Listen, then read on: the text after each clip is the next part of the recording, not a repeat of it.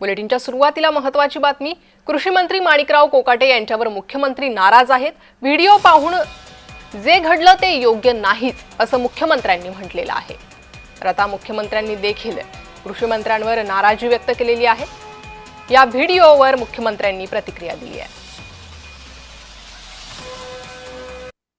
विधान भवनामध्ये ज्यावेळेस चर्चा चालते त्यावेळेस आपलं कामकाज नसलं तरीही आपण त्या ठिकाणी सिरियसली बसणं गरजेचं आहे। साधारणपणे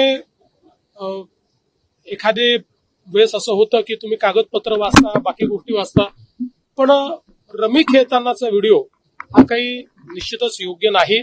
अर्थात त्यांनी त्या ठिकाणी खुलासा देखील दिलेला आहे की मी काही रमी खेळत नव्हतो, अचानक ती पॉपअप झाली। पण ते जरी त्यांनी सांगितलेलं असलं तरी एकूण जे काही घडलेलं आहे ते काही आम्हाला भूषणावं नाही। तर मुख्यमंत्र्यांची ही प्रतिक्रिया आहे।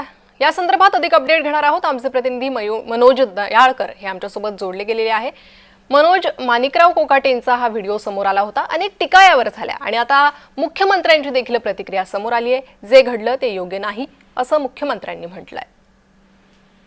नक्कीच प्रणिता, आपण या ठिकाणी बघितलं तर रोहित पवार यांनी माणिकराव कोकाटे यांचा परवा हा व्हिडिओ ट्विट केलेला आहे। त्यांनी आपण बघितलं तर सभागृह चालू असताना माणिकराव कोकाटे हे व्हिडिओ म्हणजे रमी खेळतानाचा व्हिडिओ त्यांनी ट्विट केला आणि त्यानुसार माणिकराव कोकाटे कृषी मंत्री यांच्यावरती आपण टीकेची झळ सुरू झाली विरोधकांकडनं।